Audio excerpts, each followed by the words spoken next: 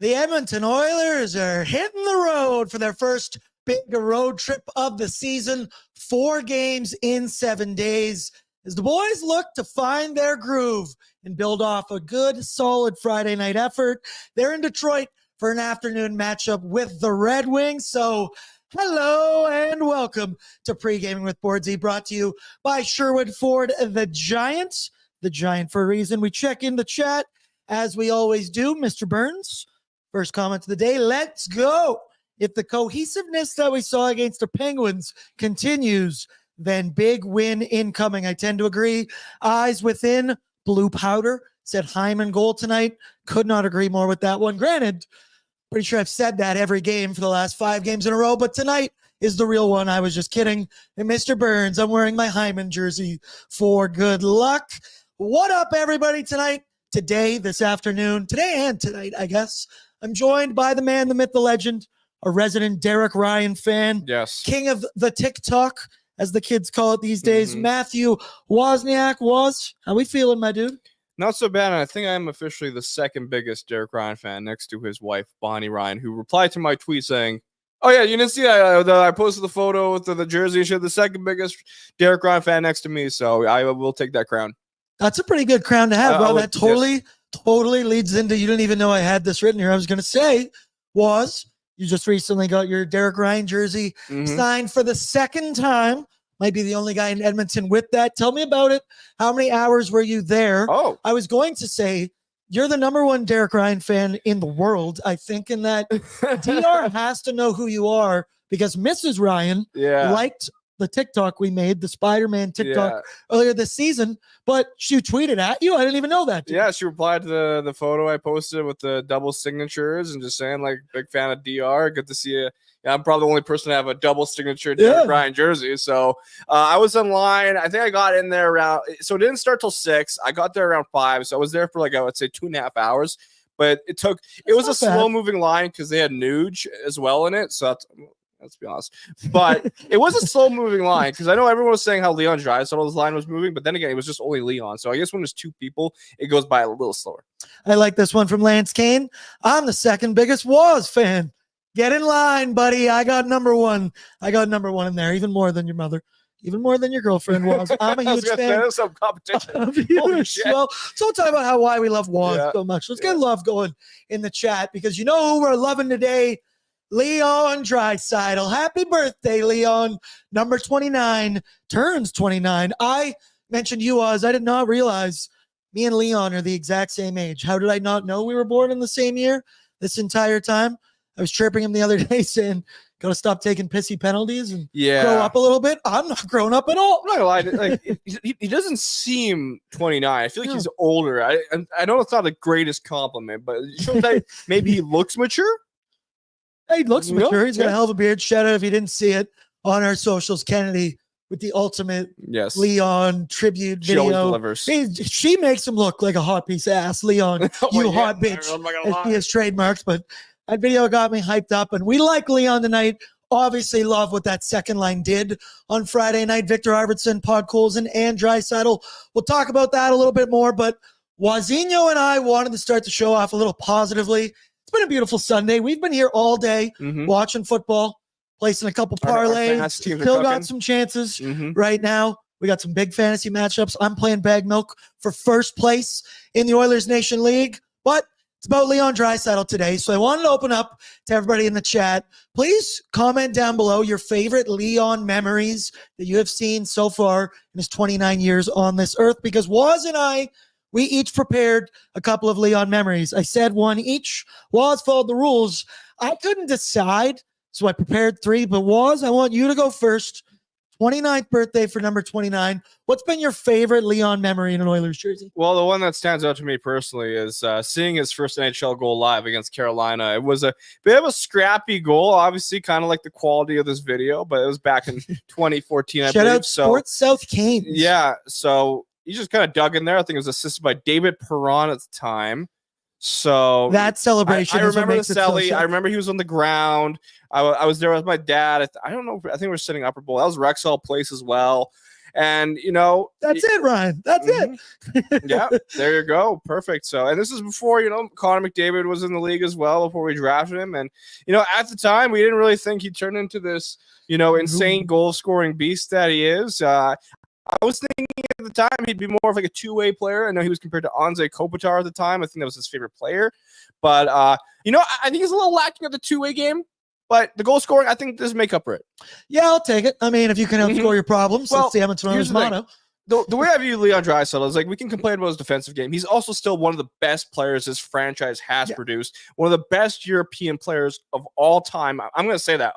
He's up there. Yeah. So, like, this generation. So, we are very grateful for Leon Draisaitl. I know his defensive game is a little annoying. I know he takes the pissy penalties, but he's still one of the best Oilers to ever wear the jersey. He might be pissy Leon sometimes, but he's my pissy Leon. He's mine. He's ours. And, of course, he's been here for however many years. What? 10. No, 11. 10 seasons? I would say 11. I'll say double-digit seasons, and we're going to get to see a lot more of him in his 30s, fresh off that 8-year extension. So some people in here, I love that Ryan S. said when Leon knocked over Ferentz, because that was exactly what was playing on the screen. Lance Kane, when he said the fans are fucking phenomenal. Yeah, that one was pretty good as well. Mr. Burns, when he said I know to Spec, when he pointed out it was his birthday.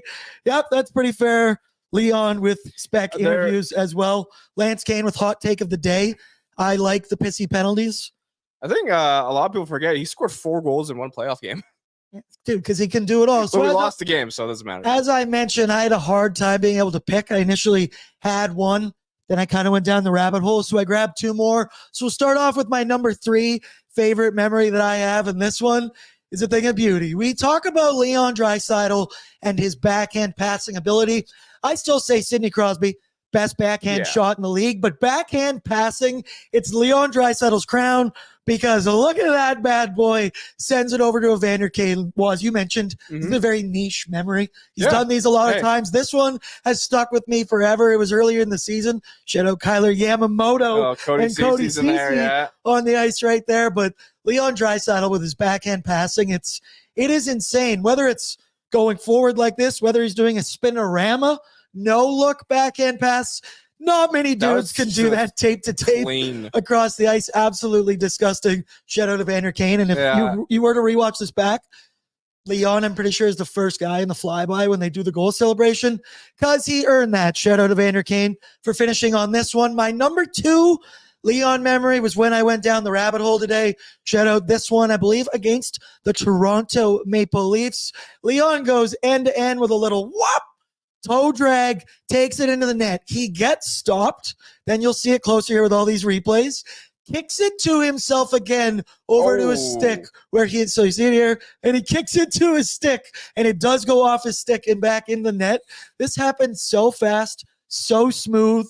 Kind of felt like Connor McDavid going down on Morgan Riley when we all remember that highlight. I just love the stick-to-itiveness, breaking ankles on this, and of course it comes against the Maple Leaf. Love it. That's it's a special place in my heart. It was 39 on the ice there. It was the 39 behind him. Who was 39 in the Oilers Alex back then? Chason? Oh, Jesus. Alex Chason. Put up 20 goals, I think, for us. Yeah, you're damn right. PTO. Damn right. PTO, greatest PTO of all time. Then my number 1 Leon memory of all time, it was during the Canadian division, is Leon Draisaitl scoring a goal standing below the goal line. Both of his feet below the red line, as you can see here, does make contact before the goal line, but just snipes this one pass where I can't remember who that is. I want to say Forsberg, but I don't know. It's too far away from me. There are not many players in the NHL that can score goals like this, let alone do it as consistently as Leon Draisaitl has done in his career. It's a damn shame there was no fans in the stands for this, because this is just like, dude, who would even think of taking that shot? Leon Draisaitl does, and he scores them more often than not. Was pretty good pick for number 1. I can see why he took the shot, because the goaltender did give him a little bit more space to take the shot. It took him a little slower to get into the net. But that is probably the one Leon Draisaitl goal I've posted the most on Oilers Nation. Yeah. Out of all his goals, that goal is still insane to me. I think it's my favorite goal he scored, so I agree with you. And there's a lot of them. I mentioned I was going down the rabbit hole going down. Ryan S. is in here. Remember the goal Leon got from behind the net? That insane sharp angle? Bang, number one right there. I do remember Ryan S. He's done that a couple times too. Like, dude, he's done very similar. Exactly. That one's my favorite. So shout out, happy birthday to number 29 out there. Bringing it back to the ice here a little bit, because Friday night, I think Friday is safe to say that was the best effort or the most complete effort from the Edmonton Oilers all season. Yes, it was the Pittsburgh Penguins. They didn't have the greatest offense going throughout that game, but they didn't generate the most offensively. I mentioned Stuart Skinner. He had some key stops, of course, but he had 5 shots against him in the first period. But we saw the chemistry building throughout the lineup, specifically Victor Arvidsson, who had his coming out party with Leon Draisaitl Friday night. McDavid and Hyman, they're continuing to feast. You see here, Victor Arvidsson finally got his first points of the season on Friday night. He's got 3 apples on the season. The other new addition, Jeff Skinner, he's got 4 points, been consistent, but he is playing on that third line. But I said, McDavid and Hyman, they were getting chances. Will Hyman ever score again? Who knows? Hopefully tonight is the night. But the D pairings were solid. You got solid goaltending from Stuart Skinner. And I don't know, you feel like you kind of turned the page there a little bit. I called it a get-right game at points. But who knows? Is it just a matchup against the Pittsburgh Penguins? But the thing of tonight and tomorrow, with a back-to-back in Detroit tonight, Columbus tomorrow, was on paper. These are 3 games, including the Penguins. The Oilers should win these games on paper. They should win them handedly. We might see a little bit of chemistry building here throughout the lineup.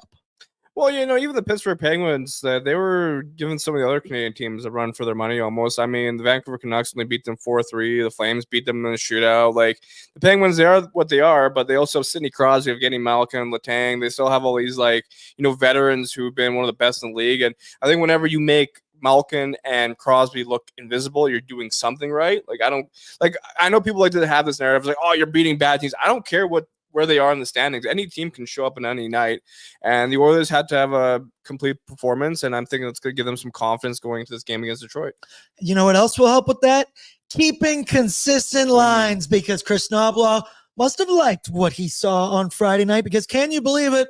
We are starting the exact same forward group and D pairings. The goaltender will change. Calvin Pickard gets to start tonight. More on that later, but hallelujah, baby. We're getting some consistency. Arvidsson and Podkolzin going to stick with Dry. Skinner going to continue to play with Adam Henrique and Connor Brown. But Friday night was all about that second line. Victor Arvidsson was on fire. I mentioned they were playing in just the right areas, down low, possession game, cycle game, below the hashes, kind of sneaking into those quiet areas behind defensemen.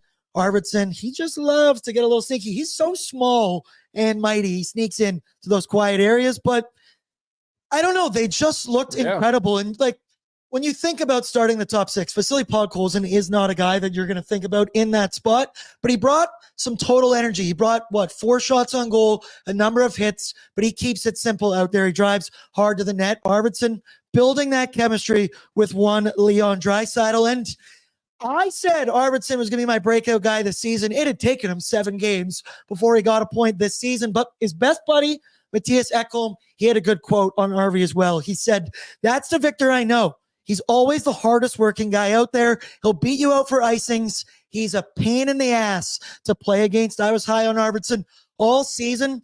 We all remember him playing on Nashville, playing on LA. He is a little bit of a pain in the ass out there.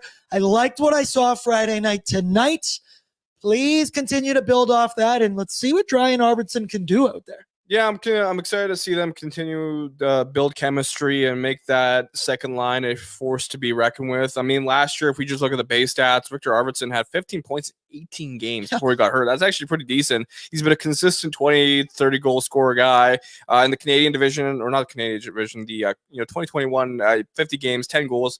So this is a guy who knows how to score. He knows how to create chances. And yeah, sometimes, not every line clicks immediately. It may take some time, but we're seeing some positive signs right now after that Pittsburgh game as well. And the key is you got to let them cook, continue to let them find that chemistry throughout. And I think a Pittsburgh game, a Detroit game, and a Columbus game, those are 3 matchups that look pretty juicy for the Oilers offense to get going. Shout out Austin, he's in. I was getting worried you boys wouldn't have showed up. Boys, come on. I'm always going to be here. Yeah. Didn't even pop up on my feed that we're pre-gaming. Fuck yeah. Here we go, gents. That's amazing. Then Danger Swade. Talking about players going down and coming out parties. My man BORDZY needs to go to horny jail. What are you, the horny police, Danger Suede? What's going on? Granted, my our New Year's resolution or New Year resolution on ONE was be less horny this year on the show. It's hard to do. It's hard to do sometimes. Hey, what are you going to do? So as well in that game Friday, Stuart Skinner, incredible. Got the shutout, 5th of his career, 1st of the season. Wasn't overly tested, like I mentioned, especially the first period, which has got to be very hard to do as a goaltender. Second period, you felt the wave coming, made a number of good stops. And then third period, robbed Erik Karlsson in the dead slot, robbed Nola Chari when the Penguins were shorthanded.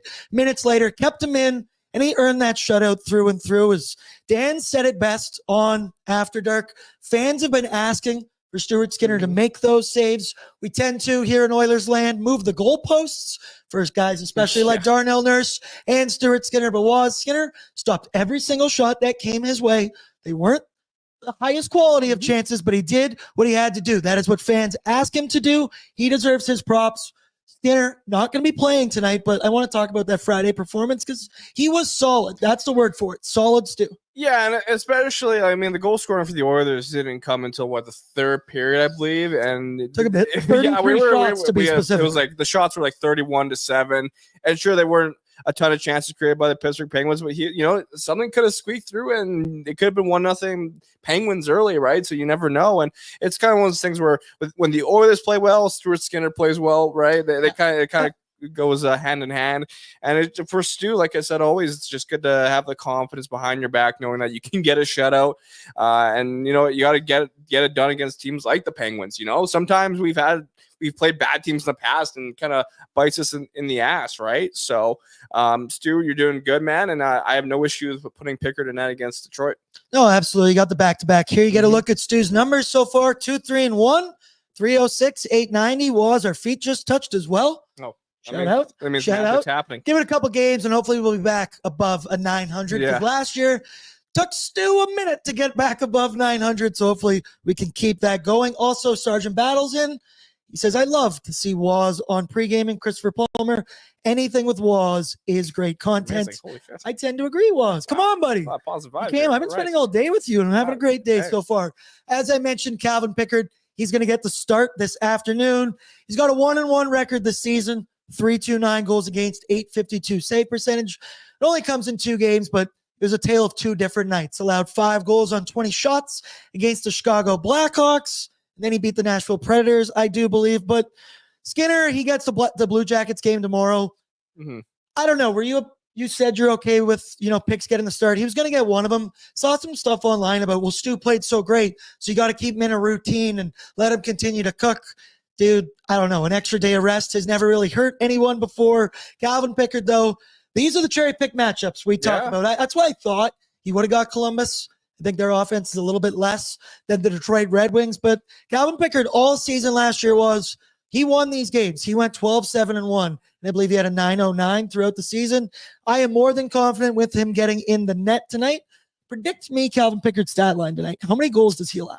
I would say he allows 2 goals, maybe at most, because as Bag Milk wrote in the game day breakdown on Oilersnation.com, go check it out when you have some time, not now, but he said basically the Detroit Red Wings, they're averaging only 24.6 shots per game. When Bag Milk was cruising the Detroit Red Wings subreddit, a lot of their fans were saying that, this team just isn't putting enough on net. So this is an ideal matchup for Calvin Pickard. And the Columbus Blue Jackets, I'm not too sure how they're playing this year, but I know when I posted the thing on Instagram, hey, Pickard's starting. People were like, why? What's going on? Nobody knew that we're playing Columbus the next day. I was even a little sorry. Oh, we're playing some back-to-back. So, no. And, the thing is, I think, personally, I have a lot of trust and confidence in Calvin Pickard. I've never really had an issue. I mean, he showed us what he can do in the playoffs when it matters most. And, I wonder what the over-under is for me saying confidence in this show is. I've been saying a lot so far. Somebody start the counter out there. I know my crutch words as well. But, right, Pickard, dude, he got extended for a reason. This whole roster has a ton of confidence in the guy. This is one you should be able to win. Ryan S. picks, I have a feeling, we'll have a good game. Let's continue to keep going here. Let's move to our need-to-know information, courtesy of our friends from Wilhauk Beef Jerky, because only the finest tasting meat products earn that Wilhauk name. Made from 100% pure Alberta beef, their jerky is aged, seasoned, smoked, and marinated to savory perfection. Their jerky gladly fills orders of any size. You can find their jerky, sausage, and other products exclusively out of their Leduc location. For more info, go to WilhaukBeefJerky.com. So tonight for the Edmonton Oilers, today's game, this is the start of a 4-game roadie. As I mentioned, Detroit today, Columbus tomorrow, then it's Nashville, then it's Calgary before they come back home. The Oilers, they are 10-4-1 versus Detroit with Connor McDavid in the lineup, including a 5-2 record on the road in Detroit. Edmonton won both meetings last season, one in Rogers, one in Little Caesars, combined score of 11-6. The first game, a 3-2 overtime victory that saw everyone's favorite guy, Darnell Nurse, score the overtime winner. Calvin Pickard was in the net for that one. He made 16 stops on 18 shots. Good enough, whatever you want to say. Those are the games he can win later in the season in February. The Oilers dismantled the Red Wings 8-4. I believe they scored 5 goals in the third period. Connor McDavid had 6 assists. Stuart Skinner stopped 34 of 38. So Detroit did get some offense. And Waz, you pointed out to me, you were at that game? Sorry, which one? Last against Detroit when Connor had 6 yeah, apples? it was 8-4. It was happening quickly. I remember the spin move by McDavid to backhanded to Evander Kane there. So, yeah, it was electric. And especially in recent years, the Oilers have put a lot of goals past the Red Wings for fun. It's always a good time, especially at home. I mean, but there's an 8-4, and then I'm looking right here. There was a 7-5 in 2022 against the Red Wings. I think the first period of that game ended 3-3. And I remember that because I was at the game with Kennedy, who actually just arrived. Hi, Kennedy. No, it's just Kennedy is here. But yeah, it's a lot. These are high scoring affairs. There was also a 5-4, which the Red Wings beat us in 2023. So anticipate a lot of goals tonight. The over. We like the over. Yes. Just wait till Bordzy's bankroll. For lineup notes, I mentioned everything's staying the same. Ty Emerson going to be on that third pairing alongside Brett Kulak, Troy Stetcher, Darnell Nurse. Darnell on the left, Troy Stetcher on the right will continue to roll. Leon will play with Podzilla and Arvidsson. Jeff Skinner stays on the third line. And did you know Calvin Pickard was a former Detroit Red Wing? Of course, he spent 3 seasons with the Wings, so revenge game. He only appeared in 12 NHL games with the club, but hey, he got to start there, so hopefully you get a revenge game. He got a revenge win last season, so you got to like those odds. Red Wings side of the need-to-know info, they have currently missed the playoffs for 8 consecutive seasons, and last year it came down to the wire. They had a 41-32-9 record, I believe 81 points, but they were tied with the Washington Capitals. Since the Capitals had more regulation wins, they got the spot. Detroit missed out. The Yzer plan has not been going the way that I think a lot of people would have expected.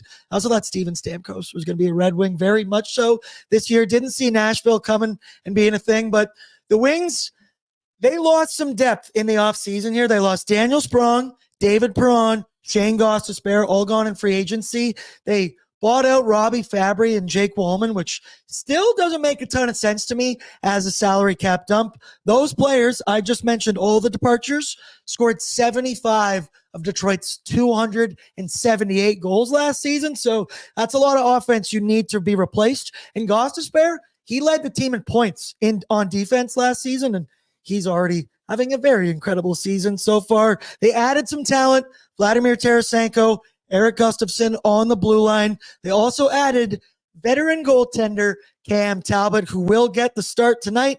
The 37-year-old has a .913 save percentage over his first 4 starts this season. He's still got it. I guess he's got a revenge game as well. Actually, both goalie revenge games.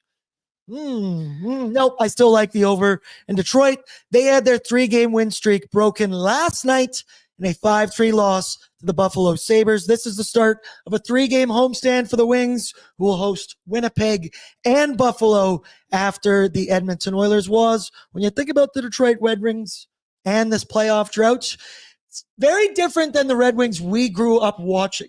We mentioned they used to put the fear of God into me every time they played the Edmonton Oilers. Yeah, because as you were saying all that, I was looking at our all-time head-to-head matchups. I'm pretty sure the Red Wings beat us 15 times between 2010 and 2015. So it was very rare that the Oilers would beat the Detroit Red Wings in the decade of darkness before Connor McDavid. I just remember it was a loss. It was a guaranteed L. And I remember back in middle school, there was a buddy of mine who was a Red Wings fan. I'm like, you piece of work. Just had to. But, we all remember Zetterberg, Datsuk, Lidstrom, had Alex Hemsky being Nick Cronwald that was played on highlight reels for years and still is. But the tables have turned, and the Edmonton Oilers tend to find the back of the net more often than not against the Red Wings. I see we got a celebrity spotting in our chat right now. Jordan Buhad, hello there. Star of Grownish and Oilers fan. He came on ONE earlier this year. He said, man, I was working last game, so I didn't get to see Arvidsson tear it up. Hey. Let me tell you, it was a thing of beauty, and we hope to see it again. I'm pretty sure Jordan's starring in a Hallmark movie coming up here, and I really want to watch it. I think it's a Christmas film. Please confirm that.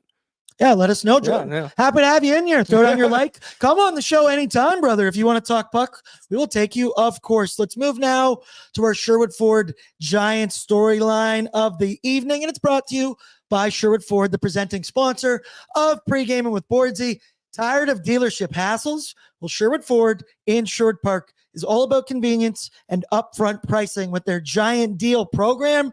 Get clear, no nonsense pricing on new and used Fords online with all incentives included. Plus, enjoy the ease of mobile service, free pickup and delivery, and same day or next day service appointments as well, because they're huge in the community. Shout out Sherwood Ford, because the annual Sherwood Ford food drive is going on right now from October 23rd to November 6th in support of the Strathcona Food Bank. Donations will be collected at Sherwood Ford and at Sherwood Power Sports and Marine.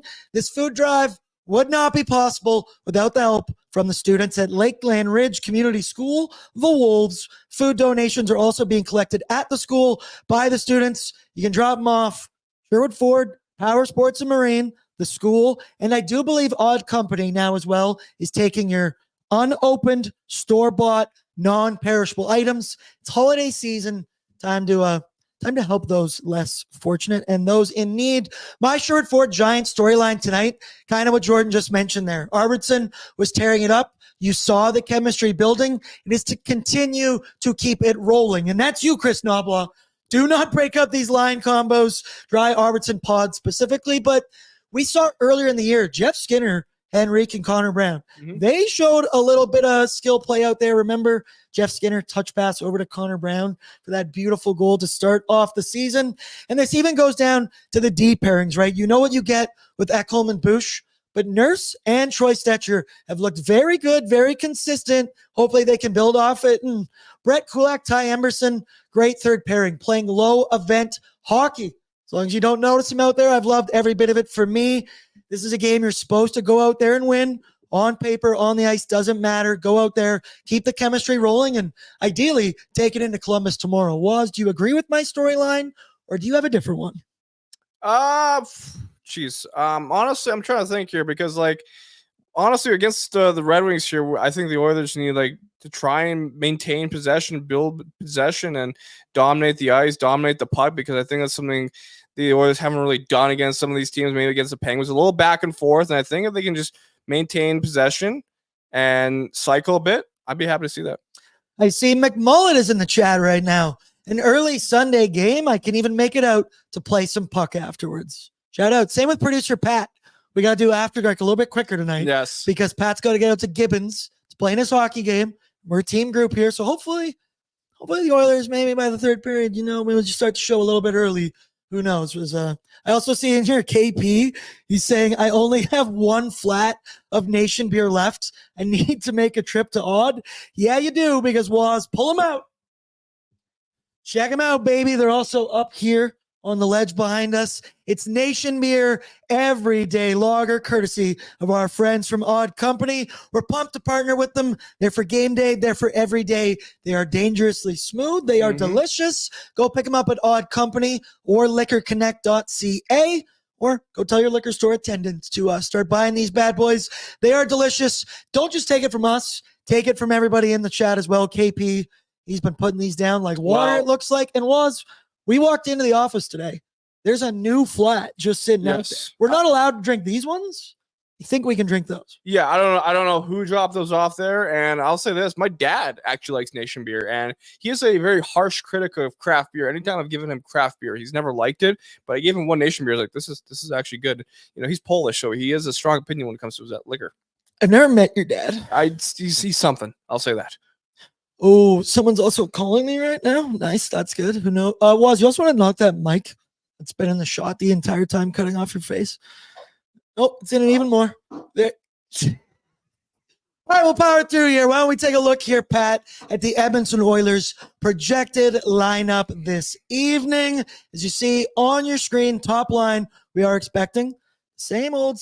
Ryan Nugent-Hopkins, Connor McDavid, and Zach Hyman. Second line of Vasily Podkolzin, Leon Draisaitl, and Victor Arvidsson. Third line, Jeff Skinner, Adam Henrique, and Connor Brown. Then it's Matthias Janmark.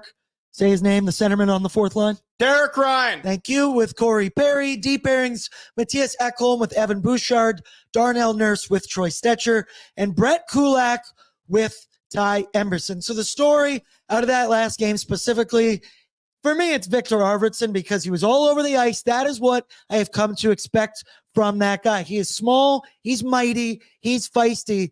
One thing I do got to say, he flops around like LeBron James trying to draw a foul out there. And that play at the end of the game where he goes crashing into the boards because Marcus Pettersson took him in there. Mm-hmm.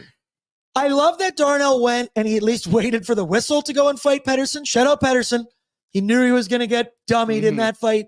He took it anyways. But Arvidsson, that is putting yourself in a position to get hurt as he tends to go low, get crunched. We've seen it over the years, but that's the only thing I haven't liked of Arvy's game so far. Vasily Podkolzin, not your typical top six guy. Yes, he's a former 10th overall pick in the first round of an NHL entry draft, but he's been a pleasant surprise. He's been good on the fourth line. He's been good on the third line.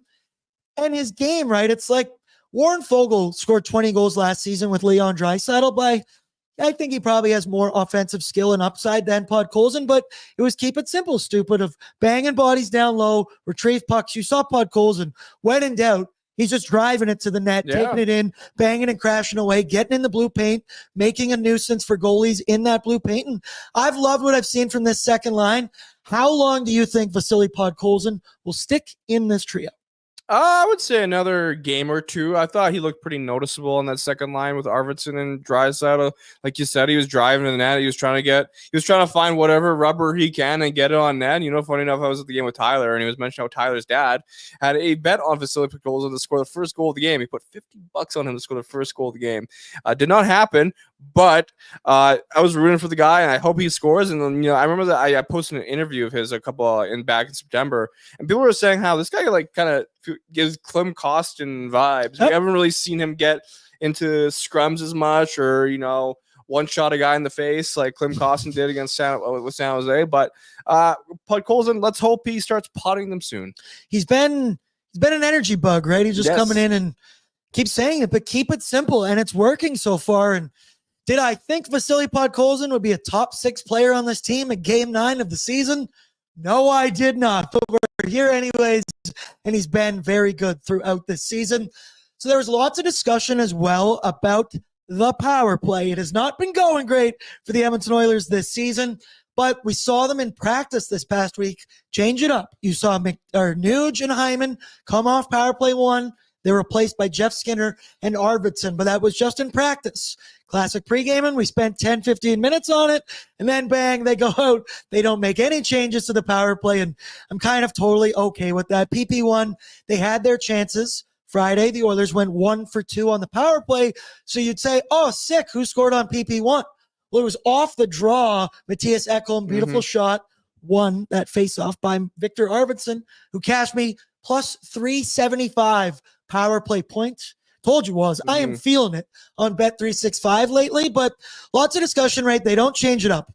I'm totally okay with that because even if you did change it up for the next 10 games, whatever, you would eventually go back to the PP1 unit that we all know and love. But we saw Matthias Ekholm score that goal. We've seen Jeff Skinner score a power play goal so far with PP2, but they're averaging less than 30 seconds an evening out there. I'm okay with not changing up power play 1, but how do you feel about maybe power play 2 gets 45 seconds? Maybe they get 60 seconds. Maybe we're starting a power play with power play 2 at some point. Or do you think we just keep throwing out the old guys because they're going to find their game eventually and we're going to go, oh, there it is? Yeah, well, it somewhat worked against the Penguins, right? And we'll see here. The Detroit Red Wings, depending on how many penalties they take, the Oilers are scoring quick goals on the power play.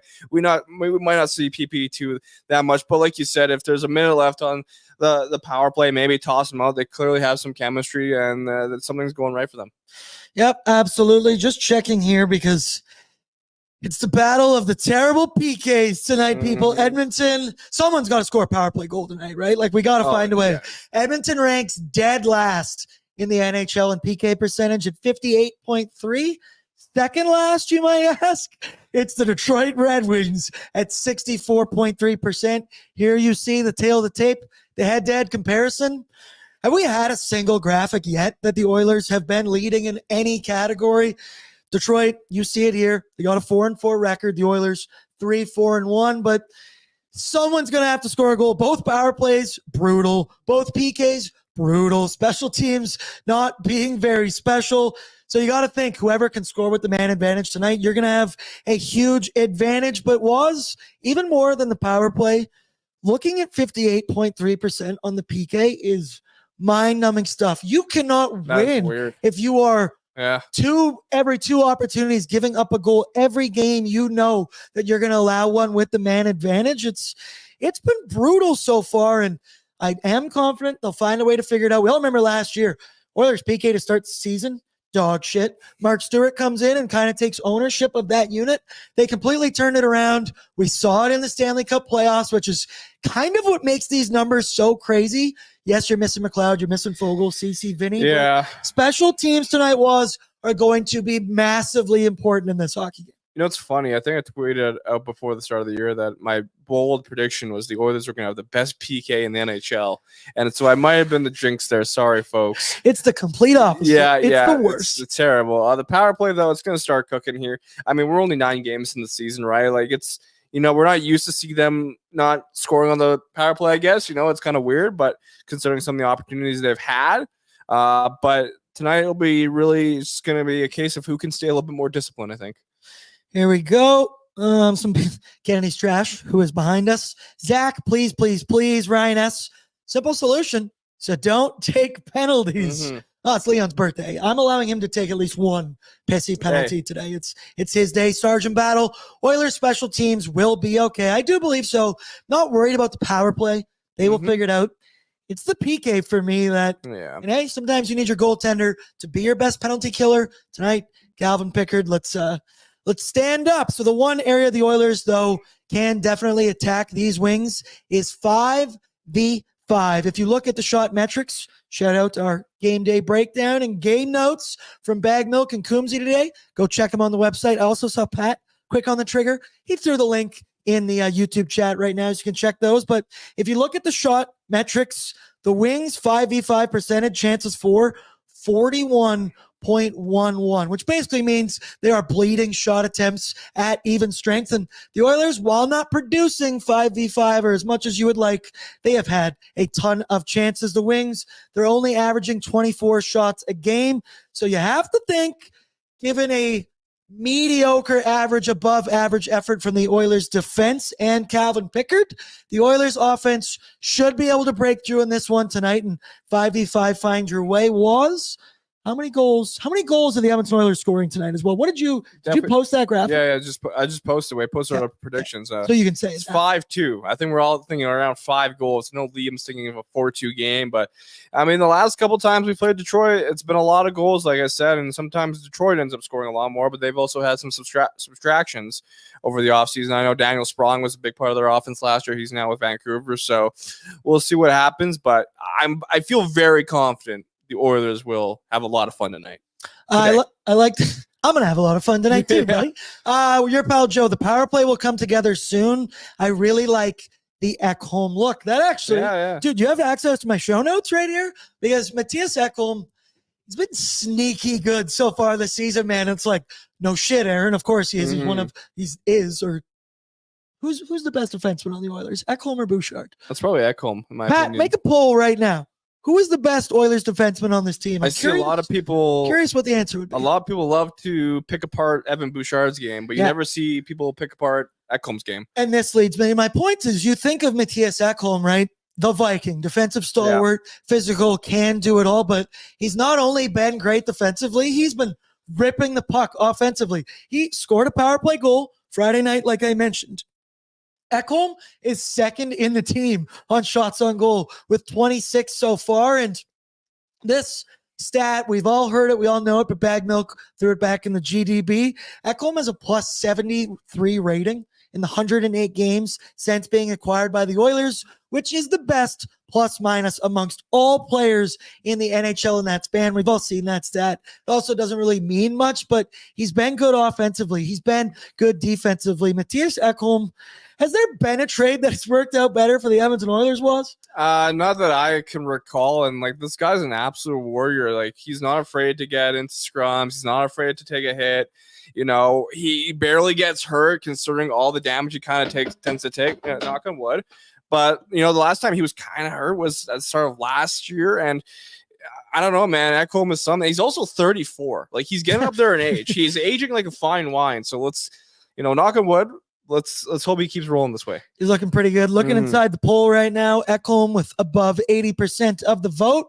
And it's like, Bouchard is to live by the sword, die by the sword thing of, hey, he can make some good plays offensively. Might want to beat your head against the wall defensively, but Bouchard in the playoffs was playing both sides of the ice very well. Maybe not so far this season, but Ekholm, he is Mr. Consistency. Let's move now to the starting goaltender report brought to you by Sherwood Power Sports and Marine. Hit the trails this winter and the waves next summer. As fellow hockey fans, the team at Sherwood Power Sports and Marine are helping Oilers Nation fans gear up. Their home of an ATV for just $50 bi-weekly, or cruise the open water next summer for as low as $105 bi-weekly. Sherwood Power Sports Marine are hockey fans, helping hockey fans get ready for their next adventure with motorcycles, quads, e-bikes, and boats.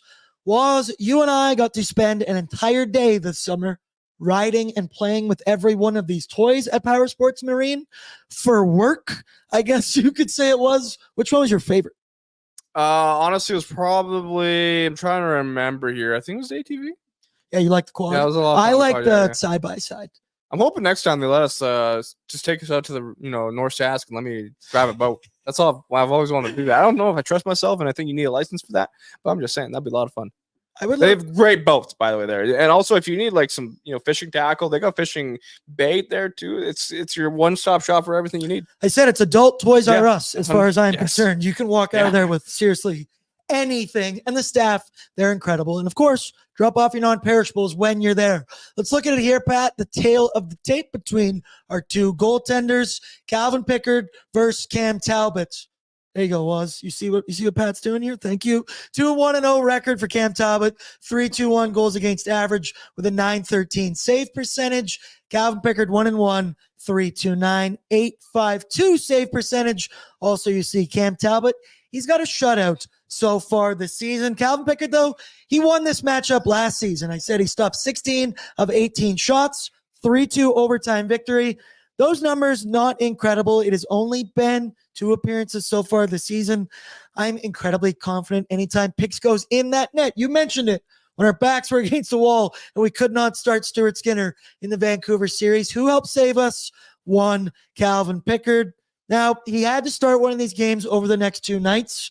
Would you have picked Detroit or would you have picked Columbus? Because it doesn't really matter. If you ask me, I would have said Columbus, because I do think Detroit has a little bit more firepower than Columbus does. But Waz, where do you come out on this? And thoughts on Picks tonight? I'm confident. Well, like we mentioned earlier in the show, maybe the Oilers did their homework and realized that the Red Wings averaged 24.6 shots per game, which is not very good. Nope. So tough to say if Pickard's going to even see a lot of rubber tonight. and keep Stu a little fresh for against Columbus. But ideally, I think we should be confident in both our goaltenders, regardless of the matchup. And these are kind of easier opponents, so I don't think it matters too much. And yeah, I believe the Oilers. What's the schedule look like? Monday, and then I think Thursday. So Yeah, if anything, Stu's gonna be on Halloween. Yeah, Halloween fun. All right. Also, let me know in the chat. Should I dress up on Thursday? Oh, I think I should. hey, come on, like that's long the as whole not- reason I have this job. Well, as long as you're not a clown like last year, you don't have to be this time. No, I'm not dressing up like a clown again. I don't want to do that again. Yeah. It was dark days. Cam Talbot, the other side of that, I saw somebody in the chat just said, I'll always love Cam Talbot. He signed a 2-year, $5 million total deal, 2.5 cap hit for the next 2 seasons. And dude, I mentioned he's 37. He's got a 913. He's got a 250. He had a 913 and 250 last season with the Kings, and that was in over 50 games. Alex Lyon, he got the start last night against Buffalo. So it'll be Talbot tonight. I love the guy. I wish you nothing but pain this evening, but after the game, we can all be friends again. Cam Talbot, though, he's still got it. He's got plenty left in the tank. Yeah, I think it was last year, the year before. He was putting up some decent numbers with LA. I think was he considered to be an all-star? I can't remember. Personally, I don't know why. I don't think I was ever a big Cam Talbot guy when it came to. I don't know. This was me. It was weird. The more I think about it, I think I was a little harsh on him, to be honest. Back before I worked with the Nation, I think I'm more of a Mike Smith guy, to be honest, when it comes to recent Oilers goalies. But Cam Talbot, I hope we just light him up tonight. Dude, I was a huge Talbot guy. No. I want him to get pulled. Oh yeah, no, tonight. Yeah, go to hell. Sorry. I have no sympathy for you tonight. I see everybody. Okay, KP. No, why would I do that? I'd have to lose like 100 pounds to do that. Boom, chew. Dress up like Tyler Remchuk is what that said. Buxton says you're damn right. You have to dress up. Dress up. I don't even think we have to make the poll. I think I should just dress up. All right.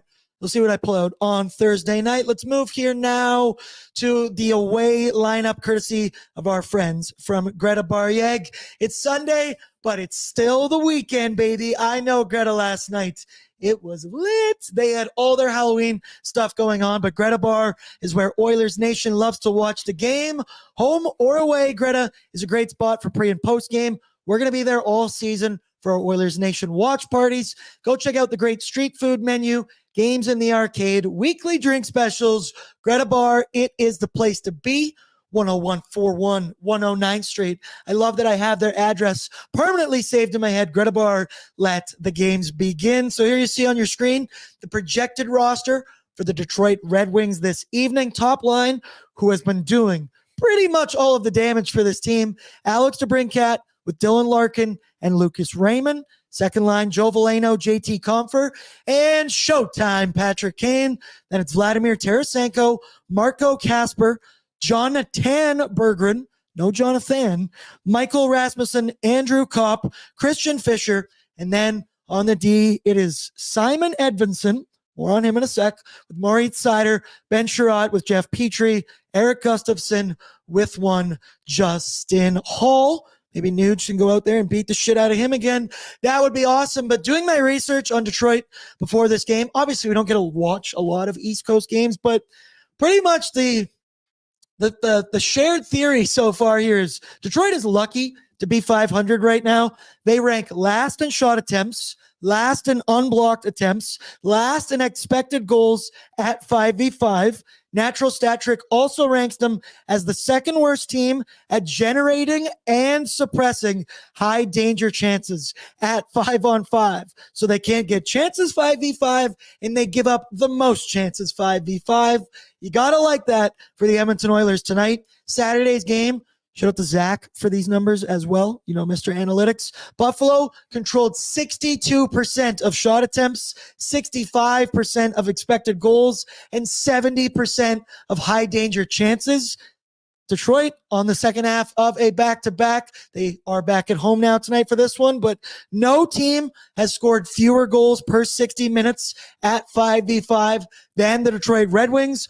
But the bulk of their offense is coming from that top line. Raymond, DeBrincat, and Dylan Larkin. They have combined, I think, for just under half of their team's goals. So the Oil got to be aware when those guys are out on the ice. Raymond leads the team in 7 points. Larkin and DeBrincat lead the team with 4 goals apiece. Pat, can you pull the lineup back up here again for me? Because, Waz, when you look at this roster, who's your player to watch Because to me, it has to be one of those dudes on the top pairing or Patrick Kane. Yeah, I'd have to go to maybe Moritz Seider, Patty Kane. Other than that, I'm just looking at this line. This is a very sad lineup. Andrew Kopp has only scored 15 goals once in his career. He's on the second line. I think the Oilers have multiple 20-goal scorers on their top second line. So, yeah, it's not pretty. I mean, Dylan Larkin's Lucas Raymond, he's been in the leading scorer for a while now. JT Compher, Patty Kane, we all know what he's done in the past. But can he do it again? I don't know. And Marco Kasper on the third line has played 5 NHL games, I believe. And you want to speak on Simon Edmonton? Well, he's played, 33? This is a very sad team. I'm sorry. It sounds very rude. Yeah, it kind of is. There's a material change to this lineup. It's not Pat's fault. They changed it 11 minutes ago. The second line is Kopp, JT Compher, and Patrick Kane. Fourth line is Rasmussen, Joe Veleno centering the fourth line, and Christian Fischer on the right wing for that one as well. Oh, but talking about this as well, when you look at that lineup, it kind of adds on to your point there is they've had to replace a lot of their production from last season. They're doing some of it in-house, which means a younger, more inexperienced roster, if you will. Kasper, he is 20 years old. He has 5 career games played. Jonathan Berggren, he played 12 games last season. Simon Edmondson on that top pair with Moritz Seider, he has 33 career games played. I know Seider can play McDavid very well. He's had his numbers sometimes throughout their matchup because he has the size and speed to kind of play with Connor McDavid. But point being, this team has lost a number of talent. They're going to need guys in their roster to step up rather than like us kind of waiting for your new additions of Jeff Skinner and Arvidsson to find their game. And that's kind of why that top line has had to do all of the heavy lifting. Was anything else on the Detroit Red Wings, or can we talk bets? Honestly, the Red Wings prepare for the witching hour. Ooh, witching hour. Shout out Scott Hansen. I got to see if any of my parlays have hit as well. I have been watching Red Zone this hour. Oh, Nix has been doing some business. Has he been? Oh, yeah. I started him. Oh, yeah, buddy. Boom. I'm getting notifications. I'm giving that a boom, not a doom. Let's move now. Final 10 minutes. Let's talk betting for Bordzy's Bankroll. Brought to you by Bet365. Bordzy's Bankroll brought to you by Bet365. Proud partner of Pre-Gaming with Bordsy. Open an account with Bet365 today and bet on a huge range of markets. Whatever the sport, whatever the moment, it's never ordinary at Bet365. Download the app today and use the code, all capitals, NATION, NATION. Bet365, let me tell you, Oz, when you're hot, you're hot. And lately, I have been a little bit hot. I mean, like, Bordzy's Bankroll's been okay. We're staying in the plus, at least. We're staying in the profit. But NFL-wise, it's going good for me. But tonight, if you're new here, Pat's going to make a quick poll. You're going to vote on which 3 of these bets you like the most. But to be honest, transparency, I have bet all 3 of them, and I did parlay them together. I think it was plus 1,000. I'd have to check again. Your first option, though, number 14, the Viking, to get over 2.5 shots on goal. It's plus 110, might be plus 105 now. So run over to Bet365. But X is second on the team. Shots on goal. He has 26. He's third on the team in points, if you can believe it. And he has 13 shots on goal in his last 3 games played. I like him to keep shooting the rubber, especially if Power Play 2 is getting a little bit of extra time out there. Ekholm just keeps blasting the puck on net. Your second one, you can parlay these together because I like offense tonight, and I like the Edmonton Oilers to win handedly as I knock on wood. Over 6.5 total goals. So that's both teams. And you parlay it with Oilers puck line. That'll get you a nice juicy even plus 250.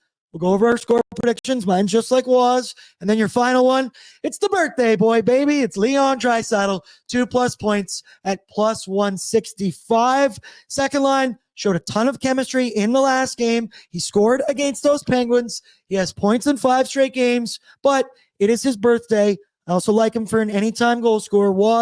You look at these 3 bets, which one do you like the most? And do you have anything cooked up yourself? No, I personally don't have anything cooked up, but I do like the over 2.5 shots on goal. I think you mentioned it. Ekholm is the second most shots on the team. Yep. That's tied with Connor McDavid. 2 behind Jeff Skinner. Yeah, he's been getting the rubber on the goalie's pads there. So I like that one. And Leon to get 2+ points. Can't go wrong with that. I like to see a little bit more multi-point nights from him, and it's his birthday, so he might just go off on the Red Wings.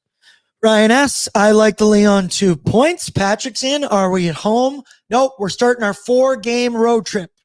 Detroit today, Columbus tomorrow, Nashville on Thursday, Calgary Flames on Sunday. Oh, so we're going back here again? Or actually, I think it is Sunday. I'm pretty sure it is Sunday. Yes, it is. Don't quote me on that. Another football day, another little bit of football and hockey. You got to like that one as well. Patrick Casper said Detroit Nude City. When I look at these, let's check in the poll. It's the birthday boy. People do believe in the birthday boy, Leon Draisaitl, to get 2+ points. He's currently got 46% of the vote. So, as you mentioned it, your score prediction, 5-2 Edmonton Oilers. Yes. But My score prediction is also 5-2 Edmonton Oilers. That would cash the puck line. That would cash over 6.5 total goals. That would make me a very happy man for my anytime goal scorer. I think I just got to keep it simple with Leon Draisaitl, birthday boy. For all those reasons I mentioned, that second line can continue to cook all these 5v5 numbers I have mentioned where the Detroit Red Wings do not look very good. Was your anytime goal scorer pick? Let's go Derek Ryan. Give me a real if there's pick. Give me a real time pick. for him to score a goal, it might be against the Red Wings. Based throughout this whole show, I'm just realizing the Red Wings are not very good, and they if there's good time for them, I don't want to get too cocky. Famous last words was I've burned myself a lot on this show. I know. I don't want to get to. I could see this being like a 7-goal game for the Oilers. I predicted 5-2, but I'm just saying. And if I'm wrong, you all can come at me. Please at me saying, "Waz, this is all your fault." Waz will be here right after the game for Oilers Nation After Dark. Me, Wazinho, Patrick Puff producing behind the scenes. We also got Kennedy here. I think I smell pizza, but I can't look over the corner. I think. Dan, do I smell pizza? I don't know what I smell. You deny that. I don't know what I smell. Am I having a stroke? Who knows? Shout out to us. Shout out to you specifically. Okay, here we go. Pat did grab it. So these are the predictions of the Oilers Nation staff so far. 5-2 for Waz. Patrick Puff.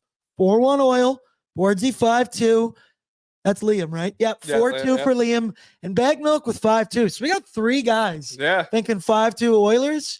Come on, getting a little squad ride. Maybe I'll have to sprinkle a little bit down on the exact score. Shout out to Bet365. As always, bet responsibly. Only bet what you're willing to lose. We do not unit shame. A win is a win is a win. Even if you bet 50 cents, 60 cents. I don't care. It's still a win. Waz, thank you for joining me. We will, as I mentioned, be live here right again on this very same YouTube. Get in the chat during the game. I love seeing during the game going into check and just like watch the mood of the fan base like in sequential order. It's pretty awesome. Throw down your courtesy like on the way out. And a big shout out to our sponsors, Sherwood Ford the Giant, for being the presenting sponsor of Pre-Gaming, Sherwood Power Sports Marine for the goaltenders, Greta Bar Yeg, Bet365, Wilhock Beef Jerky, Odd Company, and I do believe that is it. I love you all. Good luck out there on the Bet365 Battlegrounds. Come right here after the game. You can watch Sunday football together while we're breaking down the game and everything that happened. It's a good Sunday vibe today. Let's go grab a win, 2 in a row. Let's take it into Columbus tomorrow. Catch you right here, right after the game, everybody. Peace. The Bears suck.